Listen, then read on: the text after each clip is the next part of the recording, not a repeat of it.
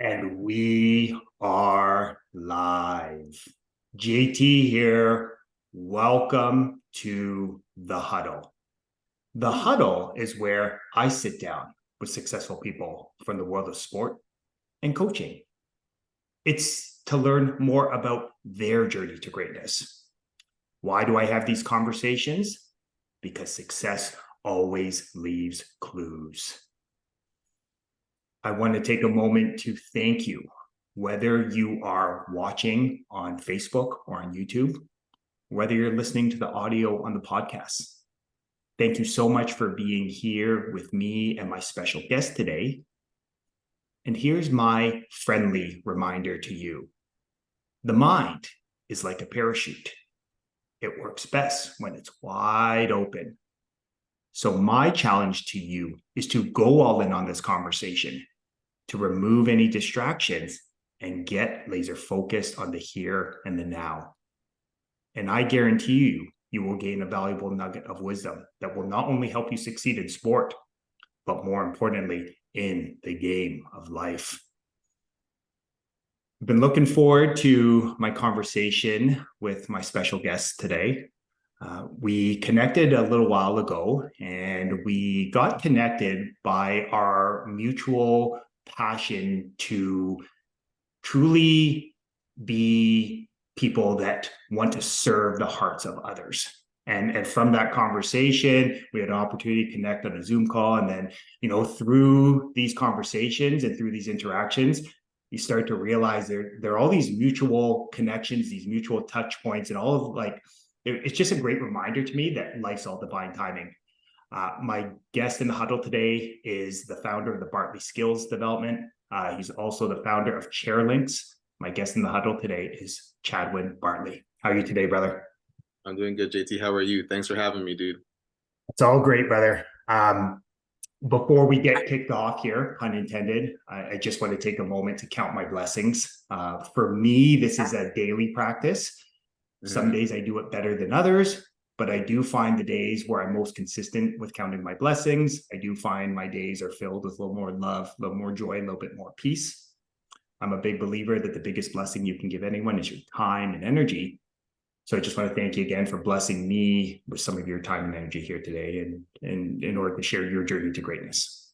No problem, man. I'm really excited to be here. And once you invited me and I looked into the title of what your podcast was, The Huddle, that naturally made a lot of sense to me because I'm a football player and you know what happens in the huddle. I don't know if a lot of people knows what really truly happens in a huddle because not everyone plays football, but in a huddle is where the plan happens, right? The execution happens on the play, but it all starts in that huddle, right? And sometimes once you go in the huddle, you have like multiple voices being heard. Like the quarterback may be saying something and he has a right to say things, but the receiver may be saying something. The O-lineman has an opinion, the linebacker, or everyone has an opinion. And so it's important that in the huddle that one person takes leadership and goes in there and, settles the troops and gets to the play and gets things going. So you're huddling us up here now to execute some plays, and I really appreciate this. It's a great time and a great opportunity to share some of the things that we've been working on. Absolutely, brother. One of the things that I like to do whenever we kick off the huddle is I like to remind others and myself, most importantly, that life is a game and games are supposed to be fun. So I'm curious, what's an interesting fact about you that maybe a lot of people don't know that you'd be open to sharing with our community today? An interesting fact. I feel like there's so many, but one of the things that I feel like really sets me apart or makes me unique is the way I started my life and where I started my life as an immigrant. And I think because I'm an immigrant, I see things so differently. And I think a lot of people who are immigrants could relate and understand that you make the biggest transitions in life being an immigrant because you're taking the biggest risks moving from home, right? And I think a lot of the reason my perspectives are so different, I was born in a third world country. I was born in Jamaica. I know some people see it as paradise and beaches, but I wasn't born where it was paradise and beaches in Jamaica. And also I was born on a farm, and understanding how the farm works and farming works and agriculture, it's all about timing and processes, right? And seeing that from 0 to 8 years old helped me to understand processes and helped me to understand planting a seed, waiting to yield the fruit of that seed. Like a mango tree, for example, you plant a seed and you have to wait 5 years to reap from that tree, right? And then every day, so my grandparents going and tying out the goats and tying out the cows and walking these miles and miles and miles, like those stories are actually true. They walk these miles and miles and miles to do all these daily chores and understand the importance of hard work, right? And in doing those things daily, consistently, because their sustenance comes from those things, like bringing the cows, bringing the goats out, letting them get fat for the slaughter to then sell the meat and the pieces of the animal, right? So that's how they make an income. That's how they raise their family. And the process of that, of seeing that, it's amazing being on a farm. And then coming to Canada now, seeing a completely different process, completely different perspective, Mm-hmm. completely different weather, completely different people. Immediately I was exposed to something different, something unique. And then I had an understanding that nothing, nowhere is the same except for the fundamentals of like Mm-hmm. respect, consistency, patience, kindness, love, joy. Those are consistent, but everything else is different. There's no snow in Jamaica. Obviously, there's no mango trees in Canada. So there's so many different aspects of life, and I think that's what kind of makes me unique in the sense where I see things differently because of being an immigrant and being from another country. Mm. I love that you share that, brother. And again, although where our families came from is different, my parents were immigrated here to Canada, and like you said, it kind of gives you appreciation to understand what some of the trials and tribulations to move to a new country where the practices are different, life is different. But what I love that you shared was you talked about this idea of planting seeds. And I thought of like the law of cause and effect, like you reap what you sow, right? Mhm. And I love that idea because it sounds like these ideas are like what you've been sowing, like helping people to understand the value of hard work, the value of consistent focused action, of kindness. It sounds like that sort of lesson has been taught to you from some of those early lessons growing up on a farm in Jamaica. Yeah, absolutely. I mean, when you're in a third world situation, Yeah. like everything matters for real. Like if you waste a rice grain, you're getting yelled at. If you put a hole in your shoe, you're done. Like the simple things that we take for granted when you're coming up in a third world environment, it you can't take those things for granted. You never know where the next meal is coming from. You never know where their next piece of garment will be coming from. So you grow this appreciation for things, and for the hard work that goes into gaining those things, right? Mm-hmm. And with that in mind, like I'm always diligent and wary of how I treat others, how I treat myself, how I Mm-hmm. treat my environment, how I treat my community, because it's not easy for everyone. And I have this very what do you call it? Like when you remember something, a vivid memory, Mm-hmm. is that what it is? Of poverty. I seen it firsthand, and now I'm in Canada and I'm seeing like the complete opposite. It's almost like Hastings in Vancouver. It's like you could walk down Hastings and seeing the complete poverty and and drugs and addiction. And then I think it's called the British properties on the other side, where it's like the most expensive homes in Canada, right? It's like understanding those two perspectives and those two like walks of life just Mm-hmm. really makes you gain a respect for diligence, for hard work, for patience, for kindness, because we don't all have it the same. Mm-hmm. No, and again, it's a great reminder on the power of perspective, right? And quality of life is often, related to our perspective on life. So I'm curious, you were mentioning as we got started here that, you come from a background in sport, right? You were first a high quality athlete. So I'm curious, what life lesson have you taken from sport? And again, I know that there are many you could probably highlight, but what is that one life lesson that you've taken from sport that you find yourself still applying to other areas of your life today? Uh, I love these questions, JT, because these questions there's so many ways, there's so many angles. I'm trying to choose the best one, right? But there are so many. But one that quickly jumped to my mind was I remember we're playing with the Etobicoke Eagles, right? Right? I was playing with the Etobicoke Eagles, and we're on going on our playoff run. And I remember there are a few times where we weren't supposed to win the game, but we didn't stop playing, right? There was fumbles, there was interceptions, there was multiple turnovers, and somehow, some way, at the last second, Matt Henry or Tareen Allen or myself would make a play, and boom, there we are celebrating at the end of the game. The championship game, the exact same thing. We shouldn't have really won that game, but we kept playing. It's a 48-minute game, so we play for all 48 minutes, just like life. Until your breath leaves your body, you keep playing, right? So the lesson that I've learned from football is until the final whistle goes, it's not over. And until the final whistle goes in your life, it's not over. Like keep pursuing your goals, keep pursuing your dreams, your aspirations, keep working as a team, listen to your coaches, your mentors, find mentors, right? And really apply the things that you learn. Like our coaches used to bring us back to the sideline and say, remember what we did in practice, remember that gap, remember that block, remember that, right? And then we just like, okay, guys, focus, focus, focus. And the team captain will come in and be like, lock in, guys, lock in this play. You know what I'm talking about. Like lock in and really focus. And we'll go in and we'll really lock in and we'll really focus.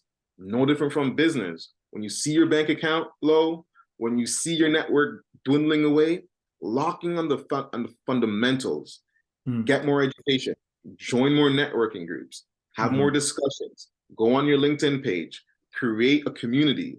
And I think the lesson in sport and business, they're so parallel, like they're all the same. Play the full game for the full duration of the time, and then your results, make the results fall where they may.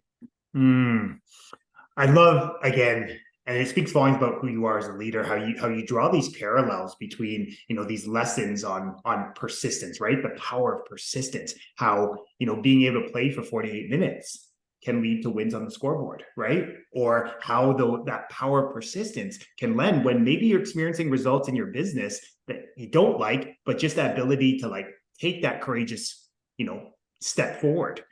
So I'm curious from your perspective, because you are someone who works with a lot of young, strong, and powerful leaders, right? Just through the work you're doing. Do you think that persistence is something that, like, do you think it's something that you're born with, or do you think it's something that you can strengthen and develop and sort of make it into a more focused quality? If you are not born with it, you could develop it. If you're born with it, you utilize it and use it and make it get stronger. But I don't believe there is innate attributes that one human has that another doesn't have or can't obtain. So if you're not born a very persistent or have persistence in you and drive in you type of a person, you could develop that. Like I wouldn't know right now to sit down and break down how you would develop it, but I think you have to stem it from your passion for something and say, if you really, really, really want that thing, it requires a persistence, right? A certain level of patience, perseverance for you to go through and obtain what it is that you want to get. And for the people who are born with it, some people will leave it dormant. Some people it'll turn into ego because now you expect things because of your persistency, right? And then you also have to understand, I think, with persistence is like, are you being persistent for something that's meant for you? Right? You could be persistent for things that are not for you, and you're not getting it because it's not for you, right? And so I think to wrap that thought up, it's if you have it, go with it and guide it. And if you don't have it, find someone, a mentor who has it, and help them to help you develop persistency because it's necessary. It's needed. In the grand scheme of things, it's needed for you to gain and attain the success that you're looking for in your life. I love that you touch on that, brother. And what really came up as you shared that was, are you pursuing something that of significance, of meaning for you? And you know, what I really heard from you is that if you identify something that feels significant and meaningful for you, then naturally that persistence, that perseverance, that passion will come out from inside of you, and that's going to serve you as you walk the journey. I think so. I mean, bringing it back to sports and school and education, I wasn't the greatest like student per se. Like I wasn't able to sit and really focus and get work done because it wasn't me, right? But what they will dangle, the carrot they'll dangle is, Chad, if you want to play today, if you want to go to the game or the tournament, then you're gonna have to get your work done. So then I had to be persistent in the work that I was doing in school so that I could do what I love to do.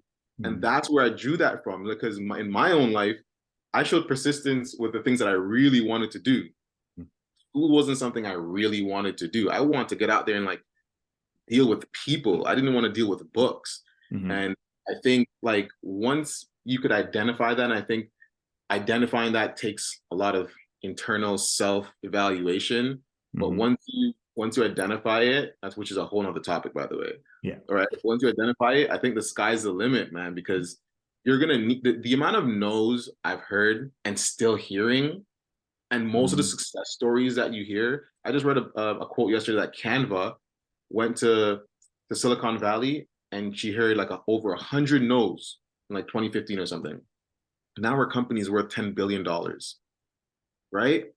Her persistency for what she knew the market needed drove her to that number and that success.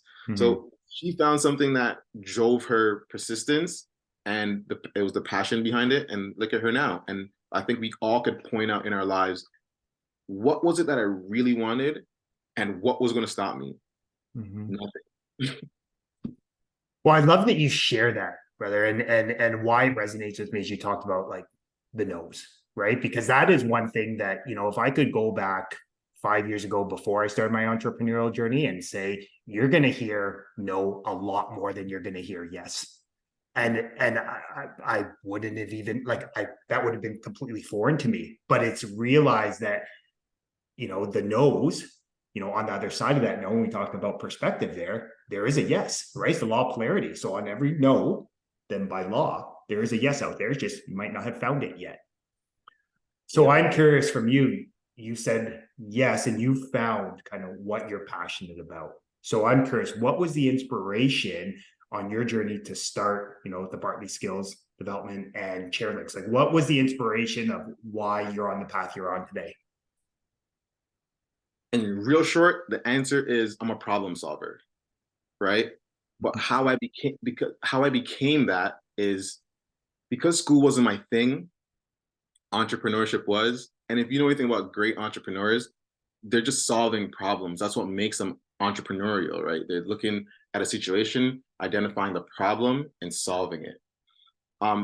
Because of my, let's say, displacement throughout the course of my life, where I'm going from like either country to country or home to home or place to place, I have a knack of just being able to identify like problems and coming up with solutions for it, right? And I think it's because I had to be resourceful. When I was 16, I was kicked out of my house, right? And I was living on my own for 4 years. I basically went through my whole high school experience living in my car or couch surfing on a friend's couch, right? And every 4 or 5 months, I'm getting kicked off that couch, or I have to move. The parents don't want me there anymore, whatever the case may be. So I have to be resourceful in some of like the way I lived. It wasn't always pretty, it wasn't always ethical, and it wasn't things that I'm proud of, but I had to find a way to get through it. And there's points in my life where I'll use that superpower of resourcefulness or problem solving for bad. And now that like I'm on the right side of the tracks, I'm able to identify problems and create solutions for good, right? So after a stint in the music industry, I came over to become a hairdresser or a barber because my wife was a hairdresser. So immediately now I immersed myself in this culture of the beauty industry. And as soon as I got in, I started seeing all these like problems, like why is that happening there? Why is education so expensive? Why is scheduling so hard? Why is sourcing so difficult? All these different issues that started coming up. So I kind of took my time and spent my 10 years in barbering as a day-to-day barber, working it, building my personal finances and my life and making sure that I'm situated before I could go out and help anyone else. My wife and I, we built a very stable foundation. And so as 2015 came, we realized that we've been training a lot of kids. We're teaching kids how to cut hair. They're coming in, they're making great careers for themselves. And I thought, how do we get to the root of the problem in terms of having affordable education for people who will want to learn barbering or hairstyling? It's about $15,000 or $20,000 to go learn. Wow. And for the most part, the kids who want to learn it, they're from these marginalized communities, right? So they're not going to pay. They're just going to continue working from their basement and not get the adequate training that they need or the licensing that's required in most places for them to actually grow. So I started going to the local high schools and saying, hey, I have a program here that I want to introduce barbering to students and give me the worst kids so that I could A, get them off your hand, and I could B, share my life story with them and give them a skill, a tangible one that they can use to go ahead and like start building their own lives. So we started doing that in local schools, and then did that for a few years. And COVID came and really put a wrench in our core business, which was the hair salon. So we thought, okay, we're gonna make a pivot now. What's the best pivot, and how do we make that move? So we thought, education. Let's continue teaching, and let's continue teaching free. And so we had to source ways of coming up with money to be able to get these kids the opportunity to get their education for free. And thankfully, the MLSE came out with Launchpad, and it was a grant that they were basically giving to our program that fits us perfectly. So strong mind, strong body, strong skills. And we overlapped all three. And we got that grant, and away we went. We started recruiting kids. We started teaching them. We started placing them in barbershops for them to like continue building their careers and helping them get their licensing. So that's how we got to the BSD and how we grew that. The other issue or problem that we identified was Chairlinks, was where barbers now are in their salons, in their barbershops. After COVID, they're now in their basements. How do they get out, utilize vacant chairs, and rent it for a day or two, like an Airbnb type of model, and then come back to wherever they want? So they're not situated in one place. So we thought, let's create a platform that helps them to like rent vacant chairs. As we were doing that, we noticed, wait a minute, I'm going to all these events. Like I'm going to Canada basketball events. I'm going to the Toronto Argos. I'm cutting these athletes. How do we get more barbers and hairstylists involved? So we added another vertical to Chairlinks, where we now source and vet barbers for athletes, influencers, and corporations and activations, as well as for the schools. When we bring barbers into the schools to work amongst our students, they get a chance now to give back to the community in that way and grow. So we identified multiple problems, and we tried our best to overlap them and make sure that there's synergy there. So it's not like us going in 10 different directions, but it's unity, it's tech, and it's all hair, beauty, image, and self-esteem. That was a long answer. Was that good? You know what? It did. I love the answer because you painted such a beautiful picture, right? You talked about how the foundation of this beautiful home was started, right? And how you poured into yourself, right? You focused on building a strong foundation in your family home. Mm-hmm. And what really resonated with me from like our first conversation was this idea of how you have this beautiful harmony between being able to be a great problem identifier. But what separates you is you have this ability then to flip the switch and then focus on what is the possible solution here. Because as you and I both know, it's easy to be a problem dweller, right? Where you just dwell on all the reasons it won't work. But the truly effective leader is great at identifying and focusing on the solution.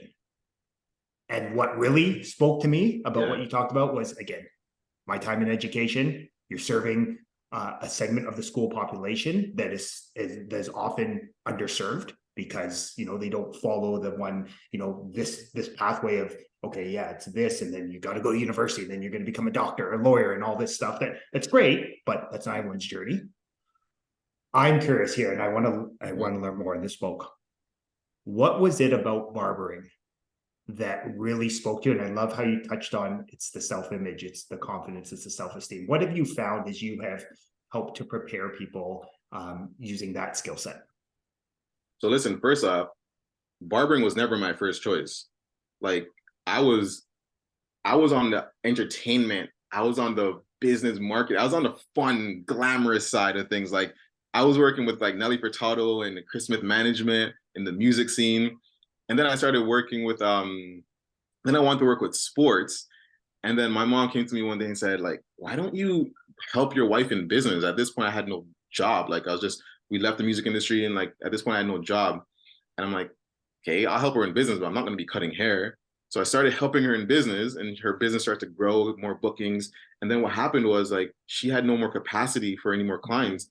Meanwhile, I'm sitting at home watching like daytime talk shows, The People's Court, and these shows, and thinking, wait, my hands are capable. Like I could learn this. So that's when I got into the space for myself, thinking like, okay, maybe I could add value to my overall business with my wife here. And I started cutting hair, and then I started realizing that I'm learning a lot through barbering, not just by helping people feel good or look good, but I'm also building this vast network, right? And it's everyone needs this service, and this is my way in to any door, whether it's at the corporate level, it's at the school level, it's at the sports or music or entertainment. I could get my foot in the door. And I started noticing and understanding that. So I really started nurturing my relationships a lot more.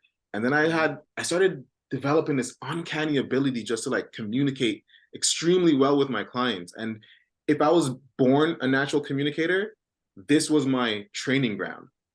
The barbershop was my university when it came to communicating and sitting with someone for 45 minutes and not shutting up, right? As you could clearly see, I've mastered, like literally just keep going forever.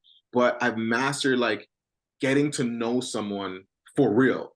Not like, how's your day going? Good. And that's it. Like, okay, how's your day going and why? Or the things that you are pulling out of me, I'm not able to learn how to pull out of someone else as I'm going through the process of their haircut. And by the time it's all said and done, they look good, they feel good, and I would hopefully think that they're enriched by the conversation that we've just had, right? And then I start to learn more about their life and their industries, their careers and their journeys. And all of a sudden, like the whole world is open up to me because now I could speak new languages. They're teaching me Punjabi. I'm out here in Brampton. They're teaching me Punjabi. I learned things about like urban decay from someone who works in city planning. Like, you know what I mean? Like all the things that people know, I pull out, I learn, and I keep. And now I can apply that to multiple industries and marketing and partnerships. And as I go to the schools and deal with kids, I can say, hey, I think you'd be a great accountant because I seen a guy and I work with a guy, I cut a guy's hair who has the same qualities as you. You should try that. And I think like it's just opened up a world of possibilities for me, the barber industry, the beauty industry overall. Mm. I love that on numerous fronts. One, I love how this opportunity came from you just utilizing your past lived experience, right, in business, in marketing, in the music industry. And then you just took those principles, those qualities, and applied it to a new, right, a new industry.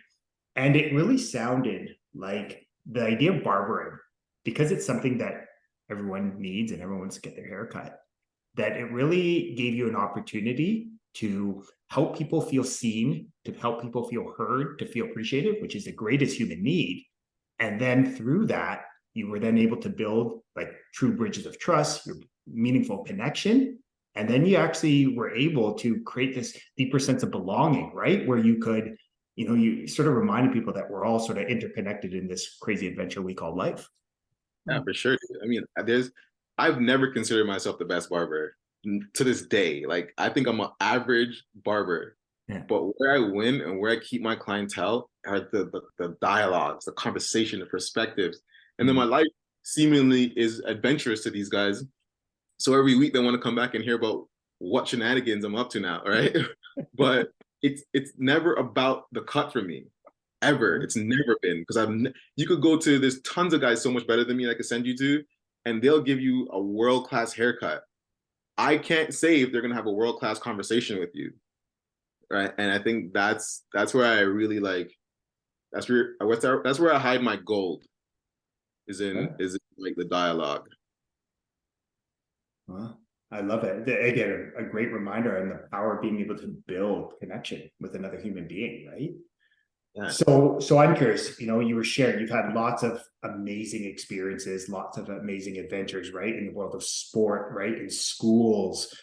I'm curious, has there been an experience along the journey where you're like, okay, this is just evidence, like this is what gives me significance, this is what gives me meaning, this just shows that I'm on the path that I'm meant to be on. Was there experience from the past?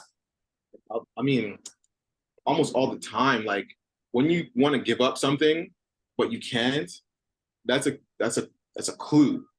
Like I don't want to do this anymore. This is hard. This is tough. This is challenging. It's not working the way I want it to work. And next week you're doing the same thing because like you're compelled to. Mhm. Like that's evidence to me. Like that's meaningful to me. Not to mention seeing the transformation in some of these young individuals' lives. Like Deshaun, like we've come together and we've helped each other put ourselves on a path to tech success. Let's call it that.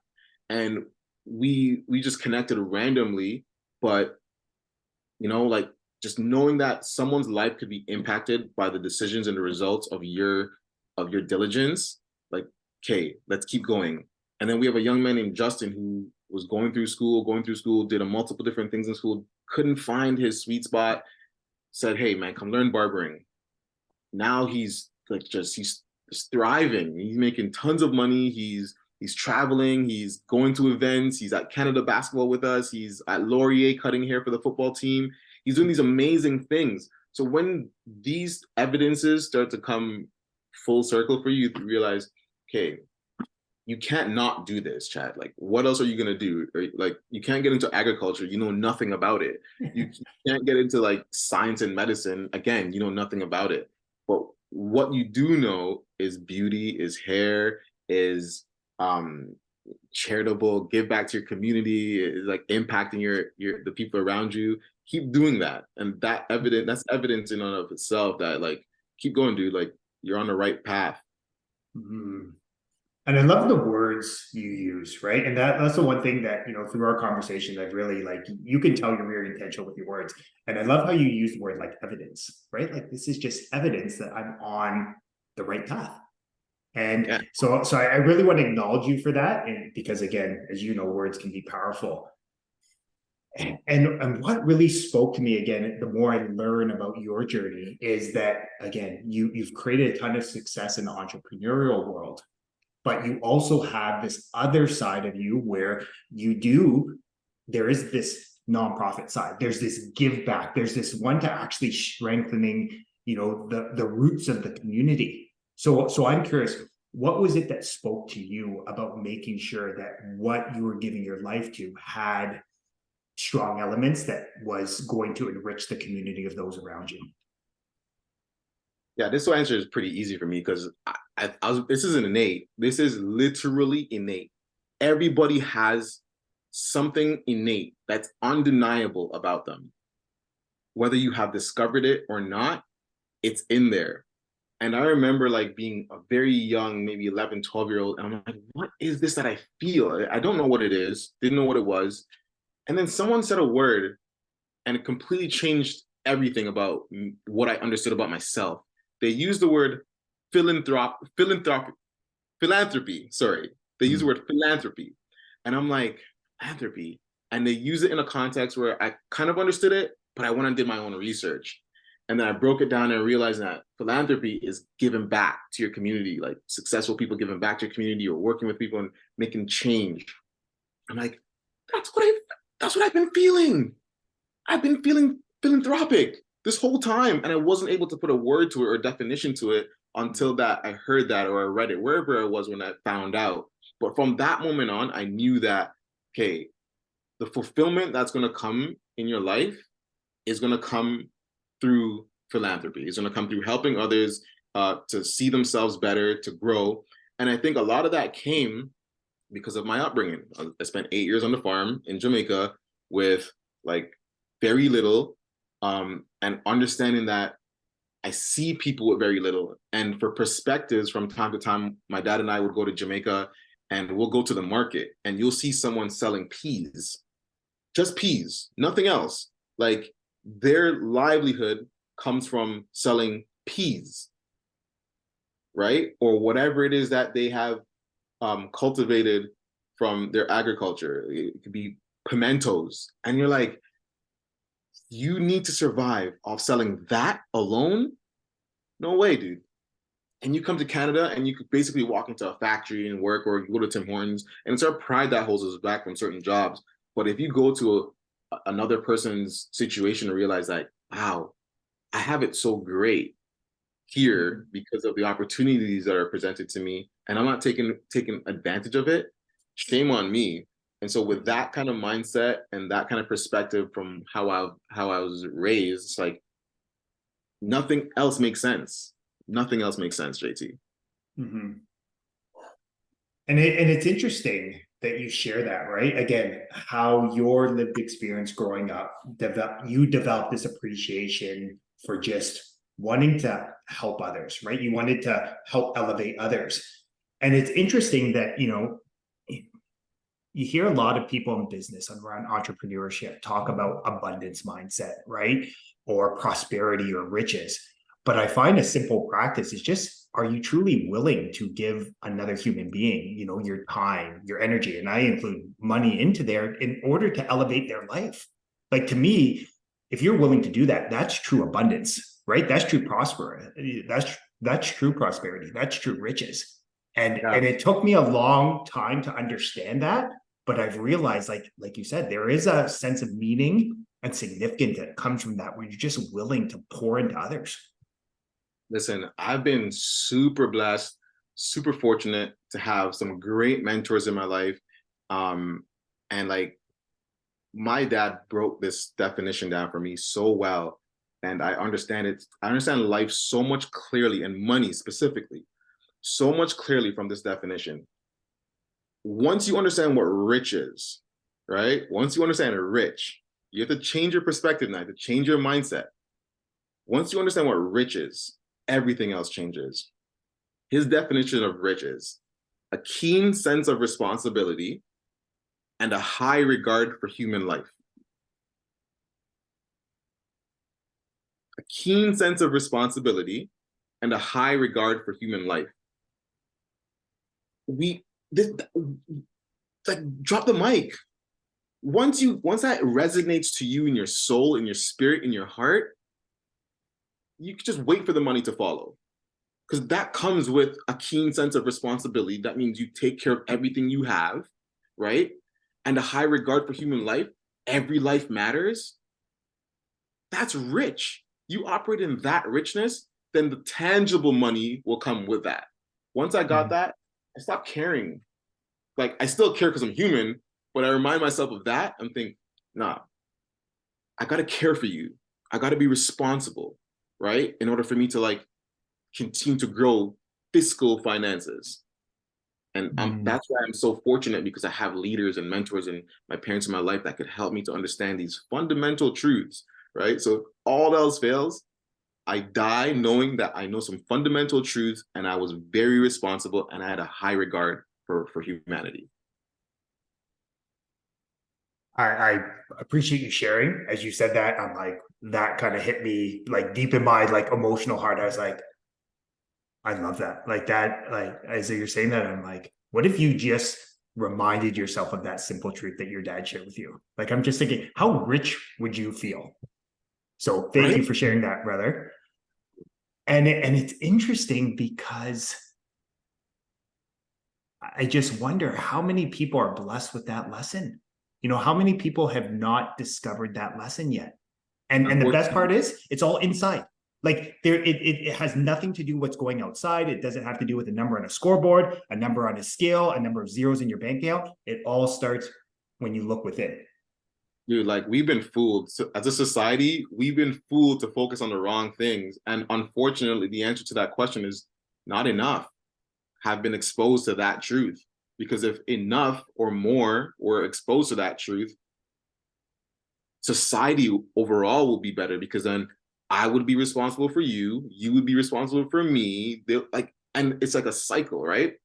And so if more people had these common principles in common, life and society will be 100-fold better, right? And I think we've been fooled thinking that money and career and success is it. It's not. Like, people have to really get a hold of what's important. Like, and it's an internal finding of you, understanding you, so you can walk and float through this earth happy, because it doesn't matter. I know me. I love me. I accept me. I appreciate me. That confidence resonates with others, and they bring you into their circles. They bring you into their communities. And from being in those communities and in those circles, every other dream and aspiration comes to life, right? Because you can't do anything on your own. We need a community. No, not one builder or entrepreneur has ever said, all by myself, me, just me, I alone, us four, and no more. None. Every single one of them could list off a list more than 50 people deep as to how they got to where they are. 1,000,000,000%. Right? And so it's really incumbent on leaders and thought leaders and people who know these truths to go out and let people know that discover self, discover truth, and let all the crumbs fall where they may on life, right? But just go knowing that, like, you're secure with who you are as an individual. I love that you share that. And it's interesting as you're sharing that, the thought that comes up, I will say the lie is like, life is a zero-sum game, right? That if you are winning, that means I'm losing. But then I often just think of this conversation as evidence that by you sharing your lived experience, the wisdom you've gained, it's actually enriching my life, right? And so it's a win-win. Plus, you add on the fact of we're having this conversation on a podcast. So then anyone that chooses to have an open mind and actually listen for a nugget of wisdom, they can win. So it really is this full circle of life. And this idea, I guess I challenge myself with, what if you just focus on creating more win-win-wins? What a rich life that would be. Listen, your life would be so enriched. As you mentioned that thought the other day, like, I have a 7-year-old son. I have a 7-year-old, 5-year-old, and a 1-year-old. But my 7-year-old, when he was about 6, we went to walk on Lakeshore down here in Toronto, and he says, "Dad, look at that buoy." I'm like, "What? What is a buoy?" He's like, "That circle thing." I'm like, "That's not a buoy. That's not a buoy. It's not called a buoy." I'm like, "It's called a lifeguard thing." I'm like, so I looked to my wife and I'm like, "Is it called a buoy?" She's like, "I don't know." So we Google it, and she's like, "Gosh, Chad, it's a buoy." I'm like, "Oh my gosh." I'm like, "Caleb, how do you know that?" It's like, I learned it on the show. What's my point in sharing that story? You could learn from a 6-year-old. You could learn from a 66-year-old. You could learn just by open up your mind to learning, right? And if you share stories and share experiences, you don't necessarily have to go and live that to avoid it, or to accept or to receive anything. You just have to, like, share, and people will draw from it, or draw from it what they may, and apply it to their lives however they see fit. So I thought I'd share that story because that's what it reminded me of. Like, I didn't know what a buoy is. Now that floating device is a buoy, and here I am. Oh, so good. Again, I love it, right? That openness to growth leads to beautiful places. And from anyone and anywhere. Right? So I'm curious, brother. Again, I know you have some new and exciting adventures coming up, right? As I, depending on when people are listening to this, I know I reached out to you this week to send some heartfelt appreciation and congratulations on some new opportunities that are flowing to you in BSD. I'd love to know what's next. What's next? I'm trying to figure that out myself from day to day. But big picture goal is we want to take the BSD, the Bartley Skills Development Program, and specifically our Hair for Self-Esteem campaign, which goes into local elementary schools and gives courtesy haircuts to students in need so that they could feel confident about being in school. Like, so that helps them to avoid being teased. That helps them to join new networks and communities within the school without feeling ashamed of their image. And I think that, like I mentioned in that post, like inflation has gone so rampant that parents can't really afford to bring a family of 3 or 4 to the barbershop or hair salon anymore. And so Mm. kids go to school just feeling less than, right? And so we want to be able to bring this initiative right across the country where we pair high school students with elementary school kids, and we pair barbershops with like local elementary schools in order to like apply this service. And fortunately for us, uh, RBC has believed in our vision, believed in our mission, and thinks that this is something that is compelling enough and something that's impactful enough that they could get behind and lend resources to, that we could kind of push this narrative and initiative forward so that more kids and more barbers, more people could be impacted by it. So that's a long-term goal. Taking my time on that mission. Canada is really, really, really big, and Yeah. we're not pushing it, and so we're steadily going with that. We also recently partnered with the Toronto Blue Jays and a few detention centers that were piloting a program for I hope inmates is the right word, but people within the system there who are trying to learn new skills before they come Mhm. out, as well as helping them to regain that same self-confidence while they're in and they're kind of going through that rehabilitation process. We could go in and teach them these skills, these barbering skills, and as well as providing these hair services and giving them a mentor and a network that they could come out to like plug themselves right into, right? And giving them skills so that when they do come out, they don't reoffend because now they have a goal and something where they could be persistent at because they have a new um, uh, passion for something in life. Mm. We're hoping that that's another thing that we want to take coast to coast as well, wherever there's a detention center. And so we're Mhm. building up that network and that partnership right now. Mm. What I love just about what you're growing here, brother, is like it's truly empowering, right? Those are around you. And I love how you're building sort of this vertical of mentorship. Like as you were describing, I'm like, just it's mentorship, right? It's people that are a little bit, over the ladder, they're a little bit further along the ladder, and it's just people helping others climb that ladder, right? Simple. Nothing's complicated, JT. We as humans try to find ways to complicate things, but Yeah. nothing's really complicated, my guy. The foundation's Yeah. been laid, and all we got to do is that golden rule. And I'm sure you're as a teacher, you've said this to multiple students: treat others as you would like to be treated. Mm-hmm. I want mentorship. I want tons of it, and I want whoever hears this to call me and say, "Hey, I'm willing to mentor you."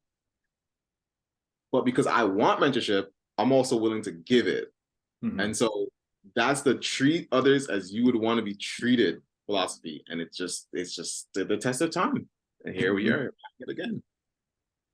What resonates with me is you share that, like treat other, again, the fundamental, foundational for when we hear it with kids. Why it resonates with me is once I had kids, that's where I felt I created a shift and transformation in my life as a teacher, as a coach, as an educator. Was I started to internally ask myself, how would I want someone to treat my son or daughter in this situation? How would I want their teacher to treat them? How would I want this coach, right? And or how would I, as a parent, if I was approaching someone, a leader in my kid's life, how would I want this person to, treat me in this situation? And so it really speaks to me, brother. So That's it.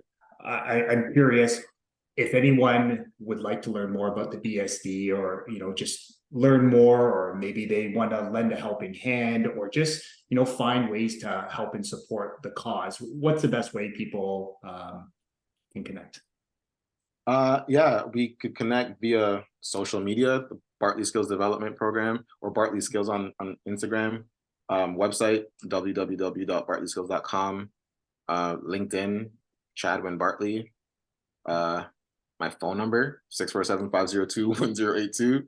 Like a very accessible human, not famous, nor do I want to be. But yeah, I'm here, man. Like I'm here. I'm here to connect. I'm here to grow. I'm here to share. I'm here to learn. So just get at me. Okay. And I'll be happy to share all those handles in the description whether it's on YouTube, Facebook, or the podcast. Chad, I just want to take a moment to acknowledge you.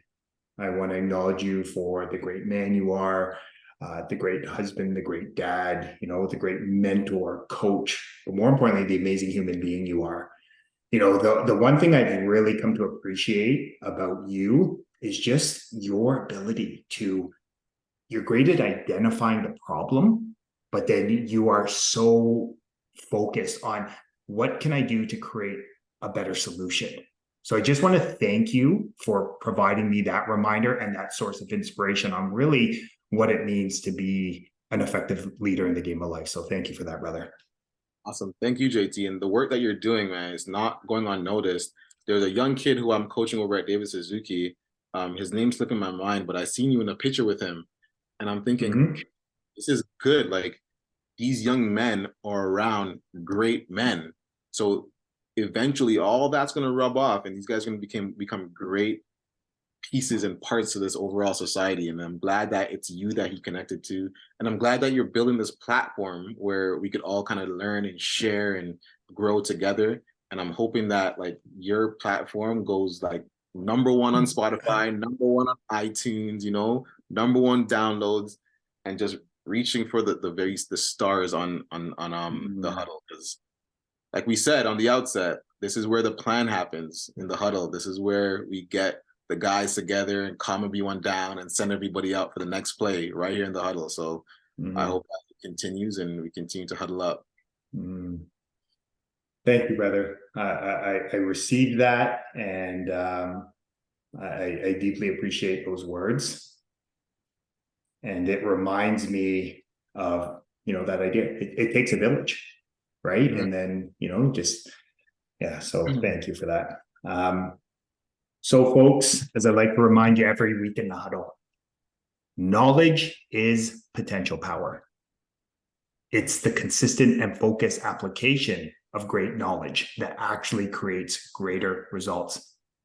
Chad dropped so many valuable nuggets of wisdom that will not only help you succeed in sport, but in the game of life.